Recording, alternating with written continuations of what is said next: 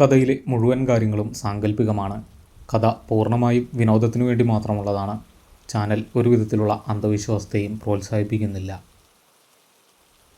Tar റോഡിൽ എൻ്റെ വലതുകവിൾ അമർന്നു കിടന്നു. മഴത്തുള്ളികൾ സൂചികൾ പോലെ മുഖത്ത് തറച്ചു കയറുന്നുണ്ട്. ഹെൽമെറ്റിൻ്റെ ഗ്ലാസ് എപ്പോഴോ തെറിച്ചു പോയിരുന്നു. എൻ്റെ സ്കൂട്ടർ റോഡിൽ മറിഞ്ഞു കിടപ്പുണ്ട്. അതിൻ്റെ ഹെഡ്ലൈറ്റ് ഇരുട്ടിലേക്ക് ഒരു നേർരേഖ വരച്ചിരുന്നു. വണ്ടിയുടെ എൻജിൻ അപ്പോഴും നേരിയ ശബ്ദത്തിൽ പ്രവർത്തിക്കുന്നുണ്ട്. പിൻചക്രം വായുവിൽ കറങ്ങുന്നു. കാൽമുട്ടിൽ നിന്നും രക്തമൊഴുകുന്നു. നല്ല വേദനയുണ്ട്. പക്ഷേ അതിനേക്കാൾ വലിയൊരു മരവിപ്പ് എൻ്റെ ശരീരത്തെ കീഴ്പ്പെടുത്തിയിരുന്നു. ഞാൻ കണ്ണുകൾ ഇറുക്കി അടച്ചു. പിന്നെ പതുക്കെ തുറന്നു. ഹെഡ്ലൈറ്റിൻ്റെ വെളിച്ചത്തിൽ അതിർത്തിയിലത് നിൽപ്പുണ്ടായിരുന്നു. മഴവെള്ളം അതിൻ്റെ വിളറിയ ശരീരത്തിലൂടെ ഒലിച്ചിറങ്ങുന്നു. അതൊരു മനുഷ്യനായിരുന്നില്ല. മനുഷ്യൻ്റെ ആകൃതിയുള്ള മറ്റെന്തോ ഒന്ന്. തൊലി മുഴുവൻ വെള്ളത്തിൽ കുതിർന്ന് അടർന്നു മാറുന്ന അവസ്ഥയിലായിരുന്നു. അതിന് കണ്ണുകളില്ല എന്നെനിക്ക് തോന്നി. അത് പതുക്കെ എൻ്റെ അടുത്തേക്ക് നിരങ്ങി നീങ്ങാൻ തുടങ്ങി. എൻ്റെ തൊണ്ട വരണ്ടു. എൻ്റെ ശബ്ദം പുറത്തേക്ക് വന്നില്ല. ഇതൊക്കെ തുടങ്ങുന്നത് കൃത്യം 6 മണിക്കൂർ മുമ്പാണ്. ഞാനൊരു വെൽഡിംഗ് തൊഴിലാളിയാണ്. സ്വന്തമായൊരു ചെറിയ വെൽഡിംഗ് വർക്ക്ഷോപ്പ് നടത്തുന്നു. പണ്ടൊരു ആശാൻ്റെ കീഴിലായിരുന്നു പണി. അയാളുടെ രീതികൾ എനിക്കത്ര പിടിച്ചിരുന്നില്ല. പണിക്കാരോട് യാതൊരു പരിഗണനയും ഇല്ലാത്ത പ്രകൃതം. അതുകൊണ്ട് പതിയെ ഞാൻ അവിടുത്തെ ജോലി മതിയാക്കി. പിന്നെ കുറച്ച് നാൾ കഴിഞ്ഞ് സ്വന്തമായി ടൂൾസ് വാങ്ങി ചെറിയ പണികൾ ഏറ്റെടുത്തു തുടങ്ങി. എൻ്റെ പണിയിൽ എനിക്ക് പൂർണ്ണ വിശ്വാസമുണ്ട്. നല്ല കൃത്യതയോടെ മാത്രമേ ഞാൻ പണി ചെയ്യൂ. അതുകൊണ്ട് കോണ്ടാക്റ്റുകൾ കൂടി. വർക്കുകൾ എന്നെ തേടി വന്നു തുടങ്ങി. കുറച്ചായപ്പോഴേക്കും ഒറ്റയ്ക്ക് ചെയ്യാൻ കഴിയുന്നതിലും അപ്പുറമായി കാര്യങ്ങൾ. ഞാനൊരു ഹെൽപ്പറെ കൂടെ കൂട്ടി. പേര് വിപിൻ. 20 വയസ്സുള്ളൊരു പയ്യൻ. നല്ല അധ്വാനിയാണ്. ഞങ്ങൾ ഒരുമിച്ച് പണിക്ക് പോയി തുടങ്ങി. കാര്യങ്ങൾ ഒരുവിധം നല്ല രീതിയിൽ മുന്നോട്ട് പോകുന്ന സമയം. അന്നൊരു വ്യാഴാഴ്ചയായിരുന്നു. നഗരത്തിൽ നിന്നും മാറി പുതുതായി പണിതൊരു വില്ല. അതിൻ്റെ ഗേറ്റിൻ്റെ വർക്ക് ഞാനാണ് ഏറ്റെടുത്തത്. വലിയ ഇരുമ്പ് ഗേറ്റ്. ഡിസൈൻ വർക്കുകൾ കൂടുതലുള്ള പണി. ഒരാഴ്ചയായി ഞങ്ങൾ അവിടെയാണ്. അടുത്ത ദിവസം വീട്ടുകാർ അവിടേക്ക് താമസം മാറുകയാണ്. അതുകൊണ്ട് ഗേറ്റിൻ്റെ പണി ഇന്ന് തന്നെ പൂർത്തിയാക്കണം. അതായിരുന്നു അവരുടെ കർശനമായ നിർദ്ദേശം. പണി ഏകദേശം തീരാറായിരുന്നു. ചില ഫിനിഷിംഗ് വർക്കുകൾ മാത്രമേ ബാക്കിയുണ്ടായിരുന്നുള്ളൂ. വൈകുന്നേരം 5 മണിയായപ്പോൾ അന്തരീക്ഷം മാറി. ആകാശം ഇരുണ്ടു തുടങ്ങി. കാർമേഘങ്ങൾ വടക്കു ഭാഗത്തു നിന്നും ഉരുണ്ടുകൂടി വരുന്നുണ്ടായിരുന്നു. മഴ പെയ്യാനുള്ള എല്ലാ ലക്ഷണവുമുണ്ട്. ചേട്ടാ, വിപിൻ വിളിച്ചു. ഞാൻ വെൽഡിംഗ് ഗ്ലാസ് താഴ്ത്തി അവനെ നോക്കി. അവൻ്റെ മുഖം വല്ലാതെ വിളറിയിരുന്നു. എനിക്ക് വല്ലാത്തൊരു ക്ഷീണം.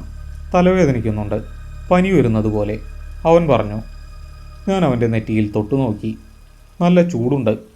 അപ്പോഴേക്കും തണുത്ത കാറ്റ് വീശി തുടങ്ങിയിരുന്നു. അവൻ കൈകൾ നെഞ്ചിൽ പിണച്ചു വെച്ച് വിറയ്ക്കുന്നുണ്ടായിരുന്നു. എന്നാ നീ പൊക്കോ, പോയി ഡോക്ടറെ കാണാൻ. ബാക്കി പണികൾ ഞാൻ തീർത്തോളാം, ഞാൻ പറഞ്ഞു. ചേട്ടൻ ഒറ്റയ്ക്ക്? അവനൊന്നും മടിച്ചു. അതൊന്നും സാരമില്ല, കുറച്ചല്ലേ ഉള്ളൂ. നീ വണ്ടിയെടുത്ത് പൊക്കോ, ഞാൻ പറഞ്ഞു. അവനൊന്നും മടിച്ചു നിന്നു. പണി തീരാൻ ഇനി ഒരു 3 മണിക്കൂർ കൂടിയെങ്കിലും വേണ്ടിവരും. അവൻ നിന്നാലും വലിയ പ്രയോജനമൊന്നും ഉണ്ടാകില്ല. അതുകൊണ്ട് ഞാൻ അവനെ നിർബന്ധിച്ച് പറഞ്ഞയച്ചു. അവൻ വണ്ടിയെടുത്ത് ഗേറ്റ് കടന്നുപോയി. ഞാൻ വീണ്ടും വെൽഡിംഗ് ഗ്ലാസ് മുഖത്തേക്ക് വെച്ചു. വെൽഡിംഗ് മെഷീനിൻ്റെ ഇരമ്പൽ മാത്രം അവിടെ മുഴങ്ങി. സ്പാർക്കുകൾ ഇരുട്ടിൽ ചിതറിത്തെറിച്ചു. ഇരുമ്പുരുകി ചേരുന്ന ശബ്ദം. ഞാൻ പണിയിൽ പൂർണ്ണമായും മുഴുകി. ഓരോ ജോയിൻ്റ് ഞാൻ സൂക്ഷ്മമായി ഇളക്കി ചേർത്തു. ഇടയ്ക്ക് ഞാൻ തലയുയർത്തി നോക്കി. ചുറ്റും ഇരുട്ട് വീണിരിക്കുന്നു. വില്ലയുടെ പുറത്ത് മറ്റ് ലൈറ്റുകളൊന്നും ഉണ്ടായിരുന്നില്ല. എൻ്റെ വർക്ക് ലൈറ്റിൻ്റെ വെളിച്ചം മാത്രം. ആ വെളിച്ചത്തിൽ ഗേറ്റിൻ്റെ നിഴൽ റോഡിലേക്ക് നീണ്ടു കിടന്നു. എന്തോ ഒരു അസ്വസ്ഥത എന്നെ പിടികൂടി. ആരൊക്കെയോ എന്നെ നിരീക്ഷിക്കുന്നത് പോലെ. ഞാൻ തിരിഞ്ഞു നോക്കി. ആരുമില്ല. മരച്ചില്ലകൾ കാറ്റിൽ ഉലയുന്നുണ്ട്. അതല്ലാതെ ഒന്നുമില്ല. വെറുതെ തോന്നുന്നതാണ് എന്ന് ഞാൻ എന്നോട് തന്നെ പറഞ്ഞു.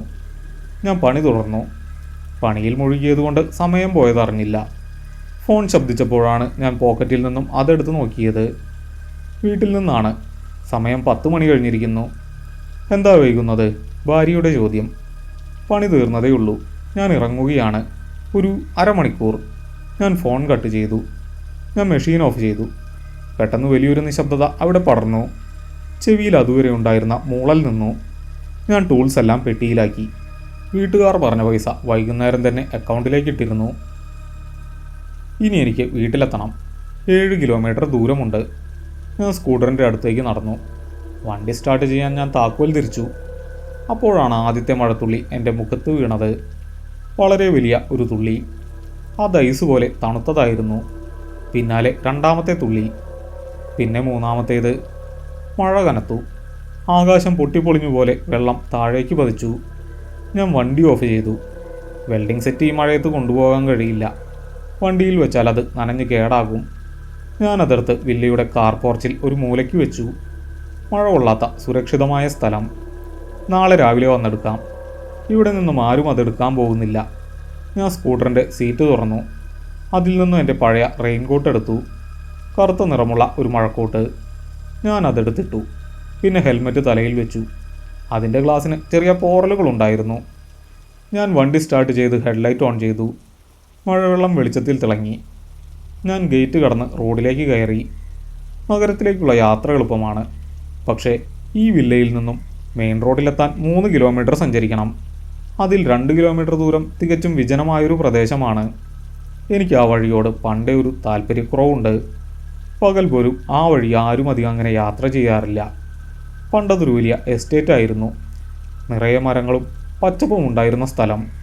പിന്നെ എപ്പോഴോ അതൊരു ശവപ്പറമ്പ് പോലെയായി. ഇപ്പോൾ നഗരത്തിലെ മുഴുവൻ മാലിന്യങ്ങളും തള്ളുന്നത് അവിടെയാണ്. റോഡിനിരുവശവും വലിയ കിടങ്ങുകളുണ്ട്. അതിൽ മുഴുവൻ പ്ലാസ്റ്റിക് കവറുകൾ, പഴയ ഫർണിച്ചറുകൾ, കെട്ടിടങ്ങളുടെ അവശിഷ്ടങ്ങൾ, അങ്ങനെ എല്ലാം കൂട്ടിയിട്ടിരിക്കും. ഇരുവശവും വലിയ മരങ്ങൾ വളർന്നു നിൽക്കുന്നുണ്ട്. അവയുടെ ചില്ലകൾ റോഡിലേക്ക് കുനിഞ്ഞാണ് നിൽക്കുന്നത്. ഒരു വലിയ തുരങ്കത്തിലൂടെ യാത്ര ചെയ്യുന്നത് പോലെ തോന്നും. ആ സ്ഥലത്തെപ്പറ്റി പല കഥകളും കുട്ടിക്കാലത്ത് ഞാൻ കേട്ടിട്ടുണ്ട്. മുത്തശ്ശി പറഞ്ഞു തന്ന ഭയപ്പെടുത്തുന്ന കഥകൾ. അവിടെ രാത്രിയായാൽ ചില രൂപങ്ങൾ ഇറങ്ങി നടക്കുമത്രേ. വാഹനങ്ങൾക്ക് കുറുകെ ചാടും. വഴിയാത്രക്കാരെ വഴിതെറ്റിക്കും. ഞാൻ അതൊന്നും വിശ്വസിച്ചിരുന്നില്ല. എനിക്ക് പ്രേതങ്ങളിൽ വിശ്വാസമില്ല. എൻ്റെ യുക്തി അത്തരം കാര്യങ്ങളെ അംഗീകരിക്കുന്നില്ല. ഇരുമ്പിനെയും തീനെയും കൈകാര്യം ചെയ്യുന്ന എനിക്ക് ഇരുട്ടിനെ ഭയമില്ലായിരുന്നു. പക്ഷേ അന്ന് രാത്രി എൻ്റെ കണക്കുകൂട്ടലുകളെല്ലാം തെറ്റാൻ പോവുകയായിരുന്നു. മഴ എൻ്റെ കാഴ്ചയെ ഏതാണ്ട് പൂർണ്ണമായും മറച്ചിരുന്നു. ഹെൽമെറ്റിൻ്റെ ഗ്ലാസ്സിൽ വെള്ളം വീണ് ചിതറി. ഹെഡ്ലൈറ്റിൻ്റെ പ്രകാശം ആ പോറലുകളിൽ തട്ടി പല വഴിക്കായി ചിതറി. മുന്നോട്ടുള്ള റോഡ് വ്യക്തമായി കാണാൻ കഴിയുന്നില്ല. ഞാൻ ഇടത് കൈകൊണ്ട് ഹെൽമെറ്റിൻ്റെ ഗ്ലാസ് തുടച്ചുകൊണ്ടിരുന്നു. പക്ഷെ ഒരു പ്രയോജനവും ഉണ്ടായിരുന്നില്ല. വണ്ടിയുടെ വേഗത ഞാൻ പരമാവധി കുറച്ചു. 20 കിലോമീറ്റർ സ്പീഡിലാണ് ഞാൻ പോകുന്നത്. ഹെഡ്ലൈറ്റ് ഹൈ ബീമിലേക്ക് മാറ്റി. റോഡ് മുഴുവൻ കുണ്ടും കുഴിയുമാണ്. പലയിടത്തും മഴവെള്ളം കെട്ടി നിൽക്കുന്നു. ടയറുകൾ വെള്ളം തെറിപ്പിച്ചുകൊണ്ട് മുന്നോട്ട് നീങ്ങി. ഞാൻ ആ വിജനമായ പ്രദേശത്തേക്ക് കടന്നു. പെട്ടെന്ന് തണുപ്പ് കൂടിയതുപോലെ എനിക്ക് തോന്നി. റെയിൻകോട്ടിനുള്ളിലൂടെ ആ തണുപ്പ് എൻ്റെ ശരീരത്തിലേക്ക് അരിച്ചു കയറി. എൻ്റെ വണ്ടിയുടെ ശബ്ദം മാത്രം. വേറെ ഒരു വാഹനവും ആ വഴിയിലുണ്ടായിരുന്നില്ല. മരച്ചില്ലകൾ കാറ്റിൽ വല്ലാതെ ഉലയുന്നുണ്ടായിരുന്നു. ഇരുട്ടിനവിടെ കട്ടി കൂടുതലുള്ളതുപോലെ എനിക്ക് തോന്നി. എൻ്റെ കണ്ണുകൾ റോഡിൽ മാത്രം കേന്ദ്രീകരിച്ചു. കുഴികളിൽ ചാടാതെ വണ്ടി വെട്ടിച്ച് ഞാൻ മുന്നോട്ട് പോയി. പെട്ടെന്ന് വണ്ടിയുടെ ഹെഡ്ലൈറ്റ് ഒന്ന് മങ്ങി. ഞാൻ ആക്സിലേറ്റർ തിരിച്ചു. വെളിച്ചം വീണ്ടും തെളിഞ്ഞു. ബാറ്ററി വീക്കായതാവും. അതുകൊണ്ട് ഞാൻ അതത്ര കാര്യമാക്കിയില്ല. സാധാരണ ഈ വഴിയിൽ നിറയെ തെരുവ് നായ്ക്കൾ ഉണ്ടാകാറുണ്ട്, മാലിന്യങ്ങൾ തിന്നാൻ വരുന്നവ. പക്ഷേ ഇന്ന് ഒന്നിനെ പോലും കാണാനില്ല. ചിലപ്പോൾ മഴയായതുകൊണ്ടാവും. ആ പ്രദേശം മുഴുവൻ ഒരു വല്ലാത്ത നിശബ്ദതയിലായിരുന്നു. മഴയുടെ ശബ്ദം പോലും അവിടെ കുറഞ്ഞതുപോലെ. ഒരു ശൂന്യത എന്നെ പൊതിഞ്ഞു. മുന്നിൽ വലിയൊരു വളവാണ്. ആ വളവ് തിരിഞ്ഞാൽ പിന്നെ നേർരേഖയിലാണ് റോഡ്. ഞാൻ ബ്രേക്ക് പിടിച്ച് വണ്ടി സ്ലോ ചെയ്തു. വളരെ ശ്രദ്ധയോടെ വളവ് തിരിഞ്ഞു. ഹെഡ്ലൈറ്റിൻ്റെ വെളിച്ചം മുന്നോട്ട് പതിച്ചു. ഞാൻ വണ്ടി പൂർണ്ണമായും നിർത്തിയില്ല. പക്ഷേ ബ്രേക്കിൽ എൻ്റെ വിരലുകൾ അമർന്നു. അവിടെ റോഡിന് നടുവിലായി എന്തോ കിടക്കുന്നു. കാഴ്ച അത്ര വ്യക്തമല്ല. മഴത്തുള്ളികൾക്കിടയിലൂടെ ഞാൻ സൂക്ഷിച്ചു നോക്കി. ഒരു വലിയ വെളുത്ത ചാക്ക് പോലെ എന്തോ ഒന്ന്. കണ്ടിട്ട് പ്ലാസ്റ്റിക് ചാക്കാണെന്ന് തോന്നുന്നു. അതിനുള്ളിൽ എന്തോ നിറച്ചു വെച്ചിരുന്നു. റോഡിൻ്റെ കൃത്യം മധ്യഭാഗത്തായാണ് അത് കിടക്കുന്നത്. എൻ്റെ ഉള്ളിൽ പെട്ടെന്ന് ദേഷ്യം ഇരച്ചു കയറി. ആരോ മാലിന്യം റോഡിന് നടുവിൽ തള്ളിയതാണ്. വണ്ടിയിൽ കൊണ്ടുപോയി ഇരുട്ടത്ത് വലിച്ചെറിയുമ്പോൾ അവർക്കത് റോഡിൻ്റെ നടുവിലാണോ സൈഡിലാണോ വീഴുന്നതെന്ന് നോക്കേണ്ട കാര്യമില്ലല്ലോ. ഒന്നുമില്ലെങ്കിലും അവന്മാർക്ക് ഒരു വശത്തേക്ക് മാറ്റിയിട്ടുകൂടെ? ഈ മഴയത്ത് വണ്ടി അതിൽ കയറിയാൽ ഉറപ്പായും തെന്നി വീഴും. പ്രത്യേകിച്ച് ഇരുചക്രവാഹനങ്ങൾ. എൻ്റെ സ്കൂട്ടർ അവിടെ നിന്നും വെറും 10 മീറ്റർ മാത്രം അകലെയാണ്. ഞാൻ ബ്രേക്ക് പിടിച്ച് വണ്ടി പതുക്കെ നിർത്തി. കാലുകൾ രണ്ടും വശത്തേക്ക് കുത്തി വണ്ടി ബാലൻസ് ചെയ്തു. ഹെൽമെറ്റിൻ്റെ ഗ്ലാസ് ഞാൻ മുകളിലേക്ക് ഉയർത്തി. മഴവെള്ളം എൻ്റെ മുഖത്തേക്ക് അടിച്ചു. അതുകൊണ്ട് കണ്ണുകൾ തുറക്കാൻ ബുദ്ധിമുട്ടായിരുന്നു. ഞാൻ ഹെഡ്ലൈറ്റിൻ്റെ പ്രകാശം ആ ചാക്കിൽ കൃത്യമായി വീഴുന്ന രീതിയിൽ ഹാൻഡിൽ ഒന്ന് തിരിച്ചു. വണ്ടി ഒതുക്കി നിർത്തി അത് കാലുകൊണ്ട് തട്ടിമാറ്റാമെന്ന് ഞാൻ കരുതി. അല്ലെങ്കിൽ പുറകെ വരുന്ന ആരെങ്കിലും അതിൽ തട്ടി വീഴും. ഞാൻ ഇടതുകാൽ നിലത്തുകുത്തി വണ്ടിയിൽ നിന്നും എഴുന്നേൽക്കാൻ ഭാവിച്ചു. അപ്പോഴാണ് അത് സംഭവിച്ചത്. ആ വെളുത്ത ചാക്ക് പെട്ടെന്ന് ഒന്ന് ചുരുങ്ങി. ഒരു നിമിഷം ഞാനൊന്ന് നിശ്ചലനായി. കണ്ണുകൾ ഇമ വെട്ടാതെ അതിലേക്ക് തന്നെ നോക്കി നിന്നു. കാറ്റ് കാരണം അത് അനങ്ങിയതാകാം. ഞാൻ സ്വയം സമാധാനിക്കാൻ ശ്രമിച്ചു. പക്ഷേ എൻ്റെ ഹൃദയമിടിപ്പ് കൂടി വരികയായിരുന്നു. പിന്നെ ആ ചാക്ക് ഒന്ന് വികസിച്ചു. അത് ശ്വാസമെടുക്കുന്നത് പോലെ എനിക്ക് തോന്നി. താളാത്മകമായ ഒരു വികാസവും സങ്കോചവും. എൻ്റെ സിരകളിലെ രക്തം തണുത്തുറഞ്ഞു. വിരലുകൾ ഹാൻഡിലിൽ മുറുകി. അതൊരു ചാക്കായിരുന്നില്ല. മഴവെള്ളത്തിൽ നനഞ്ഞു കുതിർന്ന ഒരു രൂപമായിരുന്നു അത്. അത്രയും നേരം അത് നിലത്ത് ചുരുണ്ട് കിടക്കുകയായിരുന്നു. പിന്നെ പതുക്കെ അത് നിരങ്ങി നീങ്ങാൻ തുടങ്ങി. റോഡിലെ കറുത്ത ടാറിലൂടെ അതിൻ്റെ വെളുത്ത കൈകൾ മുന്നോട്ട് നീണ്ടു. മനുഷ്യൻ്റെ കൈകൾ. പക്ഷേ അതിലെ തൊലി ഉണ്ടായിരുന്നില്ല. വെളുത്ത മാംസം മാത്രം. അല്ലെങ്കിൽ അഴുകി വെളുത്ത തൊലി. എനിക്ക് പ്രതികരിക്കാൻ കഴിഞ്ഞില്ല. ശരീരം പൂർണ്ണമായും മരവിച്ചുപോയി. ഓടി രക്ഷപ്പെടാൻ എൻ്റെ മനസ്സ് പറയുന്നുണ്ട്. പക്ഷേ എൻ്റെ ശരീരം അതനുസരിക്കുന്നില്ല. ആ രൂപം പെട്ടെന്ന് അതിൻ്റെ തല ഉയർത്തി എൻ്റെ നേരെ നോക്കി. ഹെഡ്ലൈറ്റിൻ്റെ വെളിച്ചത്തിൽ ആ മുഖം ഞാൻ വ്യക്തമായി കണ്ടു. മനുഷ്യൻ്റെ മുഖം. പക്ഷെ കണ്ണുകളില്ല. കവിളിലെ മാംസം അടർന്നു വീണിരിക്കുന്നു. ചുണ്ടുകളില്ലാത്ത വായ പാതി തുറന്നിരുന്നു. അതിൽ നിന്നും ശബ്ദമൊന്നും പുറത്തേക്ക് വന്നില്ല. പക്ഷെ ആ നോട്ടം എൻ്റെ ആത്മാവിനെ തുളച്ചു കയറുന്നതായിരുന്നു. എൻ്റെ വലതു കൈ അറിയാതെ ആക്സിലേറ്റർ തിരിച്ചു. സ്കൂട്ടർ വലിയ ശബ്ദത്തോടെ മുന്നോട്ട് കുതിച്ചു. ആ രൂപത്തിന് നേരെ. ഞാൻ ഭയന്ന് ബ്രേക്കുകൾ രണ്ടും ഒരുമിച്ച് പിടിച്ചു. അതോടെ വീല് ലോക്കായി. നനഞ്ഞ റോഡിൽ വണ്ടിയുടെ ടയർ തെന്നി മാറി. എനിക്ക് നിയന്ത്രണം നഷ്ടപ്പെട്ടു. ഞാൻ വണ്ടിയിൽ നിന്നും തെറിച്ചു വീണു. റോഡരികിലെ കുറ്റിക്കാട്ടിലേക്കാണ് ഞാൻ മറിഞ്ഞു വീണത്. സ്കൂട്ടർ കുറച്ചു ദൂരം നിരങ്ങി നീങ്ങി വലിയ ശബ്ദത്തോടെ നിന്നു.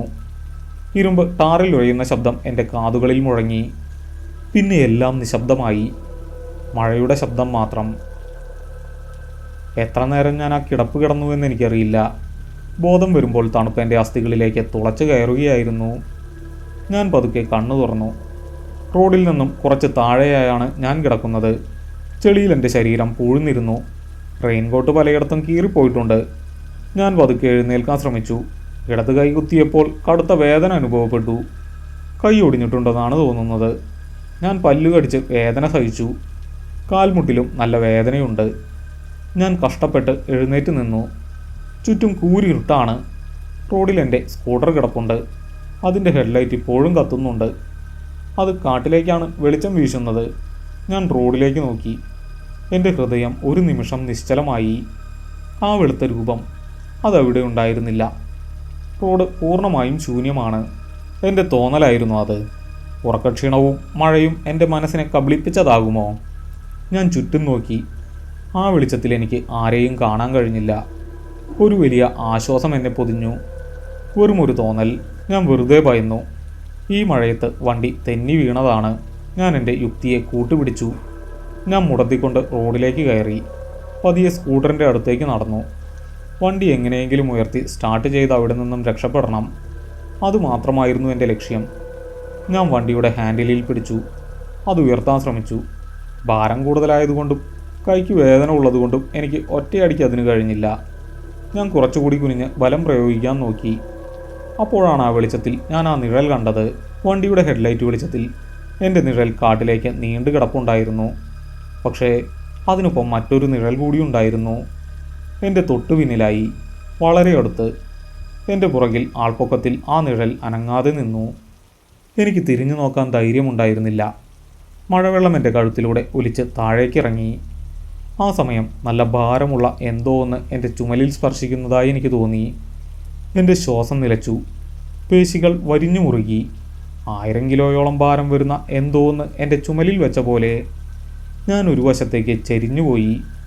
ഞാൻ കണ്ണുകൾ ഇറുക്കിയടച്ചനങ്ങാതെ നിന്നു. എന്താണ് എനിക്ക് സംഭവിക്കുന്നത്? ഇതൊക്കെ ശരിക്കും ഉള്ളതാണോ? അതോ എനിക്ക് വെറുതെ തോന്നുന്നതോ? അങ്ങനെ തോന്നേണ്ട യാതൊരു കാര്യവുമില്ല. ഞാൻ മദ്യപിക്കുകയോ വേറെ എന്തെങ്കിലും ഉപയോഗിക്കുകയോ ഒന്നും ചെയ്തിട്ടില്ല. ഭയങ്കരമായ ശബ്ദത്തിൽ കാറ്റ് വീശിയടിച്ചു. മരച്ചില്ലകൾ തമ്മിലുരയുന്ന ശബ്ദം ഒരു വിലാപം പോലെ ആ വിജനപ്രദേശത്ത് മുഴങ്ങി. ചുമലിലെ ആ സ്പർശം പെട്ടെന്നില്ലാതായി. ഞാൻ മെല്ലെ കണ്ണുകൾ തുറന്നു. മുന്നിലെ കാട്ടിലേക്ക് ഞാൻ നോക്കി. ഹെഡ്ലൈറ്റിൻ്റെ വെളിച്ചത്തിൽ എൻ്റെ നിഴൽ മാത്രമേ അപ്പോൾ അവിടെ ഉണ്ടായിരുന്നുള്ളൂ. ആ രണ്ടാമത്തെ നിഴൽ മാഞ്ഞു പോയിരിക്കുന്നു. ദീർഘമായൊരു നെടുവീർപ്പോടെ ഞാൻ വണ്ടിയിലേക്ക് തിരിഞ്ഞു. സർവ്വശക്തിയുമെടുത്ത് ഹാൻഡിലിലും പിന്നിലെ ഗ്രാബ് റെയിലിലും പിടിച്ച് വണ്ടി ഞാൻ വലിച്ചുയർത്തി. കാൽമുട്ടിലെ വേദന കാരണം ഞാനൊന്ന് വേച്ചുപോയി. വണ്ടിയുടെ സൈഡ് സ്റ്റാൻഡ് ഞാൻ കാലുകൊണ്ട് തട്ടിയിട്ടു. വണ്ടിയുടെ കേടുപാടുകൾ ഞാൻ പരിശോധിച്ചു. ഹെഡ്ലൈറ്റിൻ്റെ ഗ്ലാസ് പൊട്ടിയിട്ടില്ല, പക്ഷേ ഇൻഡിക്കേറ്റർ തകർന്നിട്ടുണ്ട്. പെയിൻറ്റ് പലയിടത്തും ഉരഞ്ഞു പോയിരിക്കുന്നു. അതൊന്നും ഇപ്പോൾ ഒരു വിഷയമല്ല. വണ്ടി സ്റ്റാർട്ടാവുമോ എന്നത് മാത്രമായിരുന്നു എൻ്റെ ചിന്ത. താക്കോലെപ്പോഴും അതിൽ തന്നെ ഉണ്ടായിരുന്നു. ഞാൻ മീറ്റർ കൺസോളിലേക്ക് നോക്കി. വണ്ടി ഓണാണെന്നതിൻ്റെ പച്ച ലൈറ്റ് പ്രകാശിക്കുന്നുണ്ട്. ഞാൻ ബട്ടൺ അമർത്തി സെൽഫ് സ്റ്റാർട്ട് ചെയ്യാൻ നോക്കി. ഒരു ചെറിയ കിരുകിരി ശബ്ദം മാത്രം. എൻജിൻ ജീവൻ വെച്ചില്ല. ഞാൻ വീണ്ടും ബട്ടൺ അമർത്തി. പ്രയോജനമില്ല. വീഴ്ചയിൽ പെട്രോൾ പൈപ്പിലോ കാർബറേറ്ററിലോ എന്തെങ്കിലും തകരാറ് സംഭവിച്ചിട്ടുണ്ടാവും. ഇനി കിക്ക് ചെയ്ത് നോക്കുക മാത്രമേ വഴിയുള്ളൂ. ഞാൻ വണ്ടി സെൻട്രൽ സ്റ്റാൻഡിലേക്ക് ഇട്ടു. കിക്ക് ലിവർ ഞാൻ കാലുകൊണ്ട് വലിച്ച് പുറത്തേക്ക് വെച്ചു. വലത് കാലിനാണ് വേദനയെങ്കിലും കിക്ക് ചെയ്യാൻ ആ കാല് തന്നെ ഉപയോഗിക്കേണ്ടി വരും. ഞാൻ ബലം പ്രയോഗിച്ച് കിക്ക് ചെയ്തു. വേദന എൻ്റെ തലച്ചോറിലേക്ക് ഇരച്ചു കയറി. ഞാൻ പല്ലു കടിച്ച് ശബ്ദം പുറത്തു വരാതെ നോക്കി. വണ്ടി സ്റ്റാർട്ടായില്ല. ഞാൻ തുടർച്ചയായി 3 തവണ കൂടി കിക്ക് ചെയ്തു. നിരാശയായിരുന്നു ഫലം. ഹെഡ്ലൈറ്റിൻ്റെ വെളിച്ചം ഇപ്പോൾ തീരെ കുറഞ്ഞിരിക്കുന്നു. ബാറ്ററി ഡൗൺ ആവുകയാണോ? ഈ കൂരിരുട്ടിൽ മഴയത്തൊരു വെളിച്ചവുമില്ലാതെ ഇവിടെ നിൽക്കേണ്ടി വരുന്ന അവസ്ഥ ഞാൻ ചിന്തിച്ചു. ഭയം വീണ്ടും എന്നെ പിടികൂടാൻ തുടങ്ങി. ഞാൻ ഒരു നിമിഷം നിശ്ചലനായി നിന്നു. മഴയുടെ ശക്തി അല്പം കുറഞ്ഞിട്ടുണ്ട്. ഇപ്പോൾ ഒരു ചാറ്റൽ മഴ മാത്രമേ ഉള്ളൂ. ചുറ്റുമുള്ള ഇരുട്ട് ഞാൻ സൂക്ഷ്മമായി നിരീക്ഷിച്ചു. റോഡിൻ്റെ വലതുവശത്ത് ഏകദേശം 50 മീറ്റർ അകലെയായി ഒരു പഴയ കെട്ടിടത്തിൻ്റെ അവശിഷ്ടങ്ങൾ ഉണ്ടായിരുന്നു. പണ്ടത്തെ എസ്റ്റേറ്റിൻ്റെ ഏതെങ്കിലും ഔട്ട് ഹൗസോ മറ്റോ ആകാം. അതിൻ്റെ മേൽക്കൂര പകുതിയും തകർന്നിരുന്നു. ചുവരുകളിൽ കാട് പിടിച്ചിരിക്കുന്നു.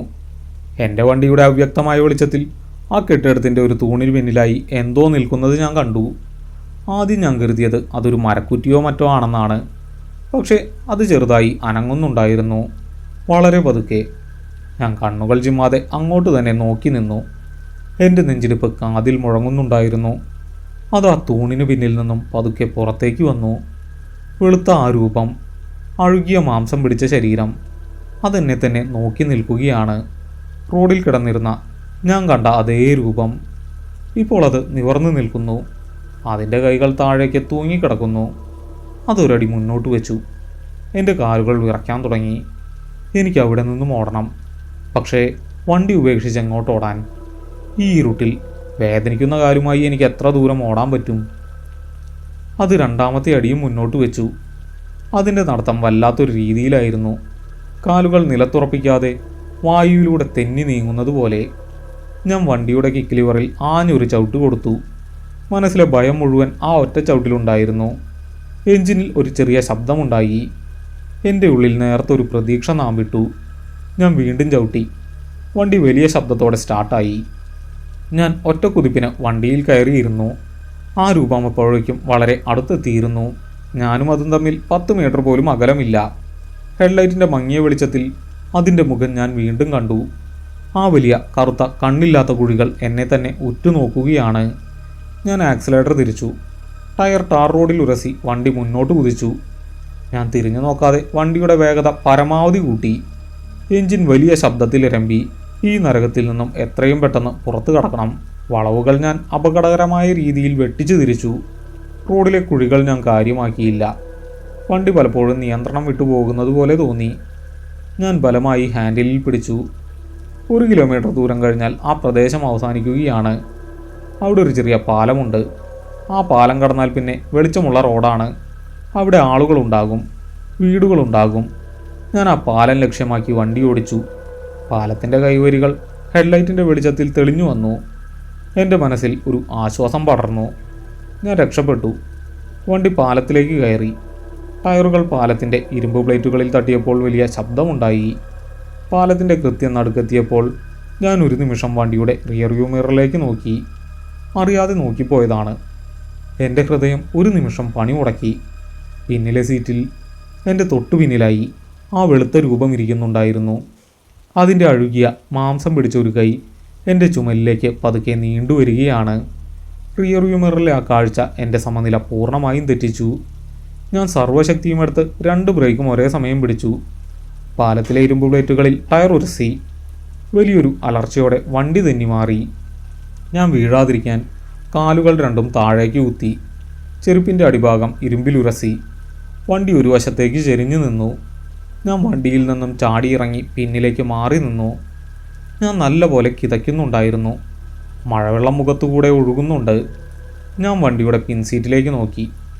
അവിടെ ആരുമില്ലായിരുന്നു. സീറ്റ് പൂർണ്ണമായും ശൂന്യമാണ്. വണ്ടിയുടെ പിൻഭാഗത്തെ ഗ്രാബ് റെയിലിൽ ഒരു വലിയ വെളുത്ത പ്ലാസ്റ്റിക് കവർ കുടുങ്ങിക്കിടക്കുന്നു. കാറ്റിലത് ശക്തിയായി പറക്കുന്നുണ്ടായിരുന്നു.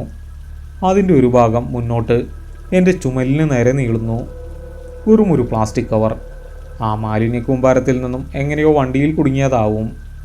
മിററിലെ പൊട്ടലും അതിൽ വീണ മഴത്തുള്ളികളും ആ കവറിനെ ഒരു രൂപമായി എൻ്റെ മനസ്സ് ചിത്രീകരിച്ചതാണ്. ഇരുട്ടും ഭയവും എൻ്റെ ചിന്തകളെ വികലമാക്കിയതാണ്. ഞാൻ എനിക്ക് തന്നെ വിശദീകരണം നൽകി. മനസ്സിനെ ശാന്തമാക്കാൻ ഞാൻ ശ്രമിച്ചു. പക്ഷേ ആ ഭാരം അത് തികച്ചും യാഥാർത്ഥ്യമായിരുന്നു. എൻ്റെ ചുമലിന് ഇപ്പോഴും ഒരു ചെരിവുണ്ട്. ഒരു പ്ലാസ്റ്റിക് കവറിന് ഇത്രയും ഭാരമുണ്ടാവുമോ? ഞാൻ ധൈര്യം സംഭരിച്ച് ആ കവർ വലിച്ചൂരി താഴെയിട്ടു. അത് കാറ്റിൽ പാലത്തിൽ നിന്നും താഴെ കൂരിരുട്ട് നിറഞ്ഞ പുഴയിലേക്ക് പറന്നുപോയി. ഇരുണ്ട വെള്ളത്തിലേക്ക് ഞാൻ നോക്കാൻ നിന്നില്ല. വേഗം വണ്ടിയിൽ കയറി സ്റ്റാർട്ട് ചെയ്തു. പാലം കടന്നപ്പോൾ നിരത്തുകളിൽ വെളിച്ചം കണ്ടു തുടങ്ങി. പലയിടത്തും വഴിവിളക്കുകൾ, അടഞ്ഞുകിടക്കുന്ന കടകളുടെ ബോർഡുകൾ. നഗരത്തിൻ്റെ പ്രാന്തപ്രദേശങ്ങളിലേക്ക് ഞാൻ പ്രവേശിച്ചു. എൻ്റെ മനസ്സിലെ ഭയത്തിൻ്റെ കാഠിന്യം പതുക്കെ കുറഞ്ഞു വന്നു. വെളിച്ചം എപ്പോഴും മനുഷ്യർക്ക് വലിയൊരു ആശ്വാസമാണ്. കുറച്ചു ദൂരം കഴിഞ്ഞപ്പോൾ ഒരു പെട്രോൾ പമ്പ് കണ്ടു. അവിടെ അത്യാവശ്യം വെളിച്ചമുണ്ട്. കുറച്ച് വണ്ടികൾ ഇന്ധനം നിറയ്ക്കാൻ കിടക്കുന്നു. ഞാൻ വണ്ടി ഒതുക്കി നിർത്തി. പെട്രോൾ അടിക്കാനായിരുന്നില്ല, ആ വെളിച്ചത്തിൽ വെറുതെ കുറച്ചു നേരം നിൽക്കാൻ. ഭയം എൻ്റെ സിരകളിലൂടെ അപ്പോഴും ഒഴുകുന്നുണ്ടായിരുന്നു. അവിടെ ഒരു ഒഴിഞ്ഞ മൂലയിൽ ഞാൻ വണ്ടി നിർത്തി. എൻ്റെ കൈകൾ വിറയ്ക്കുന്നുണ്ടായിരുന്നു. ഹാൻഡിലിൽ നിന്ന് കൈയെടുക്കാൻ എനിക്ക് കഴിഞ്ഞില്ല. വിരലുകൾ പൂർണ്ണമായും മരവിച്ചിരുന്നു. ഞാൻ ദീർഘമായി ശ്വാസമെടുത്തു. ചുറ്റും നോക്കി. ജീവനുള്ള മനുഷ്യർ, പണമിടപാടുകൾ, വണ്ടികളുടെ ശബ്ദം. അതൊരു സാധാരണ രാത്രിയായിരുന്നു. പക്ഷേ ഞാൻ മാത്രം ആ ലോകത്തായിരുന്നില്ല. എൻ്റെ മനസ്സ് ആ വിജനമായ ഇരുണ്ട റോഡിൽ തന്നെ നിൽക്കുകയായിരുന്നു. ഞാൻ പതിയെ വണ്ടിയിൽ നിന്നും മറ്റേ കാൽ കൂടി താഴെ വെച്ചു. പക്ഷേ എനിക്ക് ആ കാൽ നിലത്ത് ഉറപ്പിച്ചു നിർത്താൻ കഴിഞ്ഞില്ല. കാലുകൾ കുഴയുന്നു. ഞാൻ വണ്ടിയിൽ തന്നെ ഇരുന്നു. അവിടെ നിന്നും കുറച്ച് മുന്നോട്ട് മാറി ഒരു ചെറിയ തട്ടുകട തുറന്നിരിപ്പുണ്ട്. 2 വലിയ ലോറികൾ അവിടെ നിർത്തിയിട്ടിരിക്കുന്നു. ഡ്രൈവർമാർ ചായ കുടിക്കുന്നു. ഞാൻ വണ്ടി അവിടേക്ക് തിരിച്ചു. വണ്ടിയിൽ നിന്ന് ഇറങ്ങിയപ്പോഴാണ് കാലിന് വല്ലാത്ത വേദന തോന്നിയത്. കാൽമുട്ടിലെ മുറിവിൽ നിന്നും രക്തമൊഴുകി റെയിൻകോട്ടിനുള്ളിൽ ഉണങ്ങിപ്പിടിച്ചിരിക്കുന്നു. ഞാൻ മുടത്തിക്കൊണ്ട് കടയുടെ നേരെ അടുത്തേക്ക് നടന്നു. ഒരു കട്ടൻ ചായ, ഞാൻ പറഞ്ഞു. കടക്കാരൻ എന്നെ അടിമുടി നോക്കി. എൻ്റെ കീറിയ റെയിൻകോട്ടും ചെളി പുരണ്ട വസ്ത്രങ്ങളും അയാൾ പ്രത്യേകം ശ്രദ്ധിച്ചു. വണ്ടി തെന്നി വീണോ? അയാൾ ചൂടുവെള്ളം ഗ്ലാസ്സിലേക്ക് പകരുന്നതിനിടയിൽ ചോദിച്ചു. അതെ, മഴയത്ത് വളവ് തിരിഞ്ഞപ്പോൾ തെന്നിപ്പോയി. ഞാൻ വളരെ ചുരുക്കത്തിൽ മറുപടി പറഞ്ഞു. കൂടുതൽ സംസാരിക്കാൻ എനിക്ക് താല്പര്യമുണ്ടായിരുന്നില്ല. കടക്കാരൻ ചായ ഗ്ലാസ് എനിക്ക് നേരെ നീട്ടി. ചൂടുള്ള ഗ്ലാസ് ഞാൻ 2 കൈകൾ കൊണ്ടും പൊതിഞ്ഞു പിടിച്ചു. ആ ചൂട് എൻ്റെ വിറയൽ മാറ്റാൻ സഹായിച്ചു. കട്ടൻ ചായ ഞാൻ ഒറ്റയടിക്ക് കുടിച്ചു തീർത്തു. അതിൻ്റെ ചൂട് തൊണ്ടയിലൂടെ താഴേക്കിറങ്ങി. പിന്നെ അവിടെ കൂടുതൽ നേരം നിന്നില്ല. പൈസ കൊടുത്ത് നേരെ വീട്ടിലേക്ക് തിരിച്ചു. വീട്ടിലെത്തുമ്പോൾ സമയം 12 കഴിഞ്ഞിരുന്നു. ഞാൻ ഹോൺ അടിച്ചില്ല. ഗേറ്റ് സ്വയം തുറന്നു. വണ്ടി പോർച്ചിലേക്ക് കയറ്റി വെച്ച് താക്കോൽ ഊരിയെടുത്തു. വണ്ടിയുടെ അടിയിൽ നിന്നും ചെറുതായി പുക ഉയരുന്നുണ്ടായിരുന്നു. ശബ്ദം കേട്ട് ഭാര്യ വാതിൽക്കൽ വന്നു നിന്നു. അഞ്ജലി. അവളുടെ മുഖത്ത് കടുത്ത പരിഭ്രമമുണ്ടായിരുന്നു. എന്താ ഇത്ര വൈകിയത്? ഞാൻ എത്ര തവണ ഫോൺ വിളിച്ചു? അവൾ പരിഭ്രമത്തോടെ ചോദിച്ചു. ഫോൺ സൈലൻ്റ് ആയിരുന്നു. മഴയത്ത് വണ്ടി ഒന്ന് സ്ലിപ്പായി. ഞാൻ മഴക്കോട്ട് ഊരുന്നതിനിടയിൽ പതുക്കെ പറഞ്ഞു. അവൾ വേഗം ഇറങ്ങി വന്നു. എൻ്റെ കൈ പിടിച്ചു. അയ്യോ, എവിടെയാ വീണത്? കാല് മുറിഞ്ഞല്ലോ, അവൾ വേദനയോടെ പറഞ്ഞു. സാരമില്ല, ചെറിയൊരു ഉരസൽ മാത്രമേ ഉള്ളൂ. ഞാൻ കുളിച്ചിട്ട് വരാം. ഞാൻ എത്ര തവണ പറഞ്ഞിട്ടുണ്ട് ശ്രദ്ധിച്ച് വണ്ടി ഓടിക്കണമെന്ന്. ഈ രാത്രിയിലാണോ പണിക്ക് പോകുന്നത്? അവൾ വഴക്കു പറയാൻ തുടങ്ങി. ഞാൻ ഒന്നും മിണ്ടിയില്ല. എനിക്കൊന്നും പറയാൻ കഴിയില്ലായിരുന്നു. അവിടെ കണ്ട കാര്യങ്ങൾ പറഞ്ഞാൽ അവൾ വിശ്വസിക്കുമോ? ഒരിക്കലുമില്ല. എൻ്റെ മാനസിക നില തെറ്റിയെന്ന് അവൾ കരുതും. ഞാൻ തന്നെ അത് വിശ്വസിച്ചിട്ടില്ല. പിന്നെ അവളുടെ കാര്യം പറയണോ? എൻ്റെ യുക്തിയെ ഞാൻ മുറുകെ പിടിക്കാൻ ശ്രമിക്കുകയായിരുന്നു. ഞാൻ ചൂടുവെള്ളം വെച്ചിട്ടുണ്ട്, പോയി വേഗം കുളിക്കേ, ഞാൻ മരുന്നെടുത്ത് വയ്ക്കാം, അവൾ പറഞ്ഞു. ഞാൻ തലയാട്ടി. എൻ്റെ ശബ്ദം പൂർണ്ണമായും അടഞ്ഞിരുന്നു. തൊണ്ടയിലെന്തോ തടഞ്ഞു നിൽക്കുന്നത് പോലെ. ഞാൻ പതുക്കെ നടന്നു. ഓരോ ചൂട് വയ്ക്കുമ്പോഴും കാലിൽ വേദന മിന്നി. പക്ഷെ അതെൻ്റെ ശ്രദ്ധയിൽ വന്നില്ല. ആ വെളുത്ത മുഖവും കണ്ണില്ലാത്ത കുഴികളും മാത്രമായിരുന്നു എൻ്റെ ഓർമ്മയിൽ. കൂടുതൽ ചോദ്യങ്ങൾ ഒഴിവാക്കാൻ ഞാൻ വേഗം ബാത്റൂമിലേക്ക് നടന്നു. വാതിലകത്തു നിന്നും ഭദ്രമായി കുറ്റിയിട്ടു. അടഞ്ഞ വാതിലിൽ ചാരി ഞാൻ കുറച്ചു നേരം നിന്നു. ഭീതിയൊഴിയാത്ത എൻ്റെ ഹൃദയമിടിപ്പ് അപ്പോഴും ശാന്തമായിരുന്നില്ല. ബാത്റൂമിലെ തണുത്ത തറയിൽ ഞാൻ കാലുകുത്തി. ചുറ്റും ടൈലുകൾ പതിച്ച ചെറിയ മുറി. വാതിലടച്ചതോടെ പുറം ലോകവുമായുള്ള ബന്ധം പൂർണ്ണമായി മറ്റു. മഴയുടെ ശബ്ദം ഇപ്പോൾ വളരെ നേർത്തതായി മാത്രമേ കേൾക്കുന്നുള്ളൂ. ഞാൻ കണ്ണാടിക്ക് മുന്നിൽ നിന്നു. ബൾബിൻ്റെ പ്രകാശം കണ്ണുകളെ കുത്തി. ഞാൻ എൻ്റെ കണ്ണുകളിലേക്ക് തന്നെ നോക്കി. ഭയന്നു വിറങ്ങലിച്ച ഒരു മനുഷ്യൻ. ആ മുഖം എനിക്ക് തീർത്തും അപരിചിതമായി തോന്നി. എൻ്റെ മുഖം വല്ലാതെ വിളറിയിരുന്നു. കണ്ണുകൾ ചുവന്ന് കലങ്ങിയിരിക്കുന്നു. കവിളിൽ റോഡിലെ ചെളി പറ്റിപ്പിടിച്ചിട്ടുണ്ട്. മുടിയിൽ മഴവെള്ളം തങ്ങി നിൽക്കുന്നു. ഞാൻ ഷർട്ടിൻ്റെ ബട്ടണുകൾ അഴിച്ചു. അത് ഊരിയെടുക്കാൻ വലിയ പാടായിരുന്നു. കൈകൾ മുകളിലേക്ക് ഉയർത്താൻ കഴിയുന്നില്ല. ഒടുവിൽ എങ്ങനെയോ ഞാനത് ഊരിയെടുത്തു. ഇന്നർ ബനിയൻ ദേഹത്ത് ഒട്ടിപ്പിടിച്ചിരിക്കുകയാണ്. ഇടത് കൈ ഉയർത്തുമ്പോൾ തോളിന് വല്ലാത്ത വേദന. വീണതിൻ്റെ ആഘാതം ഇപ്പോഴാണ് ശരിക്കും അറിയുന്നത്. ഒടുവിൽ ഇന്നർ ബനിയനും ഊരി ബാത്റൂമിൻ്റെ മൂലയിലേക്കിട്ടു. എൻ്റെ ശരീരം കണ്ണാടിയിൽ തെളിഞ്ഞു. ഞാൻ ബക്കറ്റിൽ നിന്നും വെള്ളം കോരി തല വഴി ഒഴിച്ചു. ചൂടുള്ള വെള്ളം എൻ്റെ ശരീരത്തിലേക്ക് ശക്തിയായി വീണു. ആ ചൂടിൻ്റെ പേശികളെ പതുക്കെ അയച്ചു. വേദനകൾക്ക് ചെറിയൊരു ശമനം തോന്നി. കാൽമുട്ടിലെ മുറിവ് ഞാൻ സോപ്പിട്ട് കഴുകി. ടാറിലെ കറുത്ത തരികൾ അതിൽ പറ്റിപ്പിടിച്ചിരിപ്പുണ്ടായിരുന്നു. വെള്ളം നേരിയ ചുവന്ന നിറത്തിൽ താഴേക്ക് ഒഴുകിപ്പോയി. മുഴുവൻ ശരീരവും ഞാൻ വൃത്തിയാക്കി. പക്ഷെ അപ്പോഴും എൻ്റെ ഇടതു ചുമലിൽ ആ ഭാരം നിലനിൽക്കുന്നുണ്ടായിരുന്നു. ചുട്ടുകൊള്ളുന്ന വെള്ളം അതിനു മുകളിലൂടെ ഒഴുകിയിട്ടും ആ ഭാഗത്ത് മാത്രം കടുത്ത മരവിപ്പ്. അവിടെ രക്തയോട്ടം നിലച്ചതുപോലെ. ബക്കറ്റിലെ വെള്ളം മുഴുവനും തീരുന്നതുവരെ ഞാൻ അവിടേക്ക് ഒഴിച്ചുകൊണ്ടേയിരുന്നു. ഒടുവിൽ ബക്കറ്റ് കാലിയായി. വലിയൊരു നിശബ്ദത ബാത്റൂമിൽ നിറഞ്ഞു. ഞാൻ ടവലെടുത്ത് തല തോർത്തി. കണ്ണാടിയിൽ പുക പോലെ നീരാവി പിടിച്ചിരുന്നു. ഞാനത് കൈകൊണ്ട് തുടച്ചു മാറ്റി. ഞാൻ പതുക്കെ തിരിഞ്ഞു നിന്നു. എൻ്റെ പുറംഭാഗം കണ്ണാടിയിൽ കാണാൻ പാകത്തിൽ. കഴുത്ത് തിരിച്ച് ഞാൻ എൻ്റെ ഇടതു ചുമലിലേക്ക് നോക്കി. കണ്ണാടിയിലെ ആ കാഴ്ച എന്നെ അവിടെ തറപ്പിച്ചു നിർത്തി. എൻ്റെ ഇടതു ചുമലിൽ വളരെ വ്യക്തമായ വലിയൊരു പാട്. അവിടെ ത്വക്കിൻ്റെ സ്വാഭാവിക നിറം പൂർണ്ണമായും നഷ്ടപ്പെട്ടിരിക്കുന്നു. മരണപ്പെട്ട ഒരു ശരീരത്തിൻ്റെ വെളുത്ത നിറം ആ ഭാഗത്ത് മാത്രം പടർന്നിരിക്കുന്നു. അതൊരു സാധാരണ വെളുത്ത പാടായിരുന്നില്ല. വിരലുകളുടെ നീളമുള്ള അടയാളം. ഏതോ വലിയ അമാനുഷികമായ കൈപ്പത്തി എൻ്റെ ചുമലിൽ ശക്തിയായി അമർത്തിപ്പിടിച്ചതിൻ്റെ അടയാളം. ആ വിരലടയാളങ്ങൾക്ക് ചുറ്റും എൻ്റെ തൊലി ചുക്കിച്ചുളിഞ്ഞിരിക്കുന്നു. വെള്ളത്തിൽ ദിവസങ്ങളോളം കിടന്ന ഒരു ശവശരീരത്തിൻ്റെ തൊലി പോലെ. ഞാൻ വിറയ്ക്കുന്ന വലതുകൈ പതുക്കെ ഉയർത്തി ആ പാടിൽ തൊട്ടു നോക്കി. അവിടെ ജീവൻ്റെ യാതൊരു തുടിപ്പും ഉണ്ടായിരുന്നില്ല. എൻ്റെ ശരീരത്തിൻ്റെ ആ ഭാഗം മരവിച്ചിരിക്കുന്നു. ഐസ് കട്ടയിൽ തൊടുന്ന അതേ അനുഭവം. പെട്ടെന്ന് ബാത്റൂമിലെ ബൾബൊന്ന് മിന്നി. പിന്നെ ഒരു നിമിഷം അതണഞ്ഞു. പിന്നെ വീണ്ടും തെളിഞ്ഞു. വീണ്ടും മിന്നി. പിന്നെ അത് പൂർണ്ണമായും അണഞ്ഞു. കൂരിരുട്ട് ബാത്റൂമിൽ നിറഞ്ഞു. ആ ഭയാനകമായ ഇരുട്ടിൽ ബാത്റൂമിൻ്റെ വെന്റിലേറ്ററിന് പുറത്തുനിന്നും ഒരു ശബ്ദം ഞാൻ വളരെ വ്യക്തമായി കേട്ടു. ഒരു ഇരുമ്പ് കഷ്ണം സിവൻ്റ് ചുമരിൽ ഉരസുന്ന പോലെയുള്ള ശബ്ദം. അതെൻ്റെ സ്കൂട്ടറിൻ്റെ കിക്ക് ലിവർ പുറത്തേക്ക് വലിക്കുന്ന ശബ്ദമായിരുന്നു. ഞാൻ ശ്വാസം അടക്കി പിടിച്ചു നിന്നു. ബാത്റൂമിൻ്റെ ഇരുട്ടിൽ എൻ്റെ ഹൃദയമിടിപ്പ് മാത്രം മുഴങ്ങിക്കേട്ടു. ആ ശബ്ദം വീണ്ടും കേട്ടു. സ്കൂട്ടറിൻ്റെ കിക്ക് ലിവർ ചവിട്ടുന്ന ശബ്ദം. എനിക്കവിടെ നിൽക്കാൻ കഴിഞ്ഞില്ല. ധൃതിയിൽ ടവൽ ദേഹത്ത് ചുറ്റി കുറ്റി തുറന്ന് ഞാൻ പുറത്തേക്ക് ചാടി. വാതിൽ വലിയ ശബ്ദത്തോടെ തുറക്കപ്പെട്ടു. മുറിയിൽ അഞ്ജലി കിടക്കുകയായിരുന്നു. അവൾ ഞെട്ടിയുണർന്നു. എൻ്റെ മുഖത്തെ ഭയം കണ്ട് അവൾ വേഗത്തിൽ എഴുന്നേറ്റ് വന്നു. എന്താ പറ്റിയത്? അവൾ വിറയ്ക്കുന്ന ശബ്ദത്തിൽ ചോദിച്ചു. ഞാൻ പുറത്തേക്ക് വിരൽ ചൂണ്ടി. ആരോ വണ്ടിക്കടുത്ത് നിൽപ്പുണ്ട്. അത് പറയുമ്പോൾ ഞാൻ വിറയ്ക്കുന്നുണ്ടായിരുന്നു. അവൾ വേഗം ജനലിലൂടെ പുറത്തേക്ക് നോക്കി. അവളുടെ പിന്നിലായി ഞാനും നിന്നു. മുറ്റത്തെ ലൈറ്റ് പ്രകാശിക്കുന്നുണ്ടായിരുന്നു. മഴ ചാറുന്നുണ്ട്. സ്കൂട്ടർ പോർച്ചിൽ സുരക്ഷിതമായിരിപ്പുണ്ട്. അവിടെ എങ്ങും ആരുമില്ല. വണ്ടിയുടെ അടുത്തും ആരുമില്ല. അവിടെ എങ്ങും ആരുമില്ലല്ലോ, വെറുതെ ഓരോന്ന് തോന്നുന്നതാ, അവൾ ആശ്വാസത്തോടെ പറഞ്ഞു. ഞാൻ ദീർഘമായി ശ്വാസം അയച്ചു. എൻ്റെ മാനസിക സമ്മർദ്ദം എന്നെ പലതും കാണുകയും കേൾപ്പിക്കുകയും ചെയ്യുന്നു. ഞാൻ അഞ്ജലിയെ നോക്കി. അവൾ എൻ്റെ കഴുത്തിലെ പാട് ശ്രദ്ധിച്ചിരുന്നില്ല. ഞാൻ വേഗം ഒരു ടീഷർട്ട് എടുത്തിട്ടു. ആ പാട് ഞാൻ മറച്ചു പിടിച്ചു. വേഗം കിടന്നോ, കാലത്ത് എഴുന്നേറ്റിട്ട് ഡോക്ടറെ കാണാൻ പോണം, അവൾ പറഞ്ഞു. ഞാൻ കട്ടിലിൽ കിടന്നു. കണ്ണുകളടച്ചെങ്കിലും ഉറക്കം എന്നിൽ നിന്നും അകന്നു നിന്നു. ആ വെളുത്ത രൂപം, ആ കണ്ണില്ലാത്ത മുഖം, എൻ്റെ ചുമലിലെ മരവിപ്പ്, എല്ലാം എൻ്റെ മനസ്സിലൂടെ ഒരു സിനിമ പോലെ മിന്നി മറഞ്ഞു.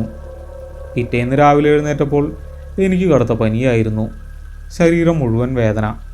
ഞാൻ കണ്ണാടിക്ക് മുന്നിൽ ചെന്ന് ചുമലിലെ ആ പാട് വീണ്ടും നോക്കി. അതവിടെ തന്നെയുണ്ട്. പക്ഷെ മരവിപ്പ് കുറഞ്ഞിരുന്നു.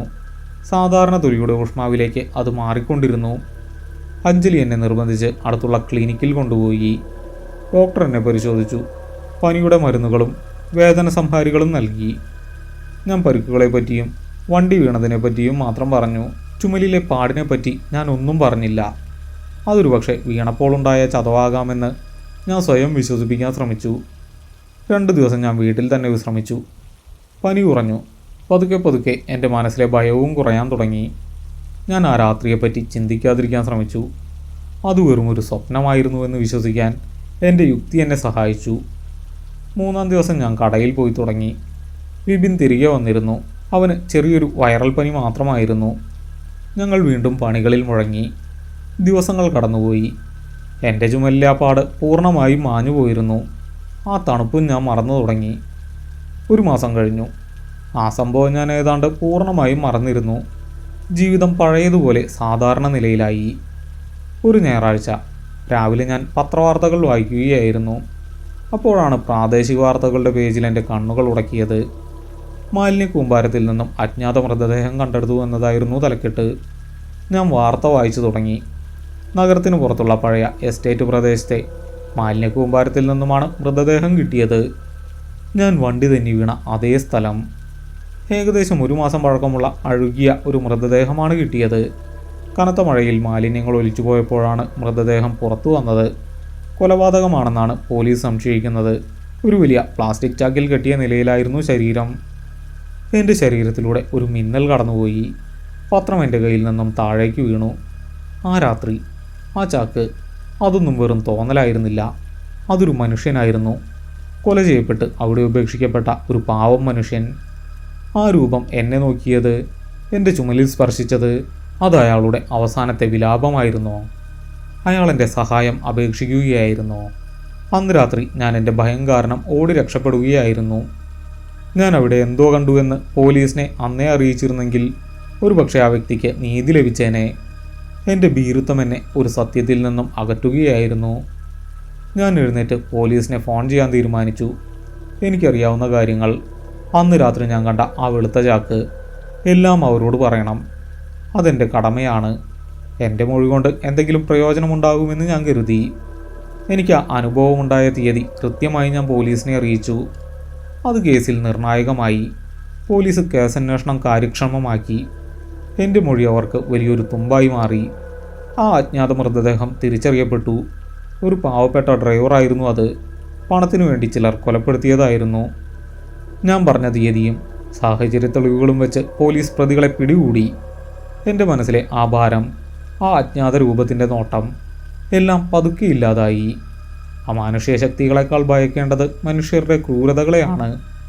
അന്ന് ആ രൂപം എൻ്റെ വഴിയിൽ വന്നത് എന്നെ ഭയപ്പെടുത്താനായിരുന്നില്ല, മറിച്ച് എൻ്റെ മുന്നിലൊരു സത്യം വെളിപ്പെടുത്താനായിരുന്നു.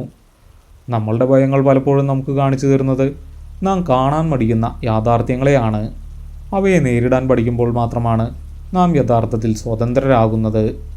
അന്ധകാരത്തിൽ നിന്നും വെളിച്ചത്തിലേക്കുള്ള ആ യാത്ര, അതാണ് യഥാർത്ഥ ജീവിതം. ഇപ്പോൾ ഞാൻ ആ വഴിയിലൂടെ രാത്രിയും പകലും യാത്ര ചെയ്യാറുണ്ട്. അവിടെ ഇപ്പോൾ ഒരു മാലിന്യ കൂമ്പാരവുമില്ല. കോർപ്പറേഷൻ ആ പ്രദേശം വൃത്തിയാക്കി പുതിയ ലൈറ്റുകൾ സ്ഥാപിച്ചു. ആ സ്ഥലത്തെ ഞാനിപ്പോൾ ഭയപ്പെടുന്നില്ല. കാരണം എനിക്കറിയാം, ആ അദൃശ്യനായ സഹയാത്രികൻ ഇപ്പോൾ ശാന്തമായി ഉറങ്ങുകയാണ്. അവന് നീതി ലഭിച്ചതിൻ്റെ സമാധാനത്തിൽ.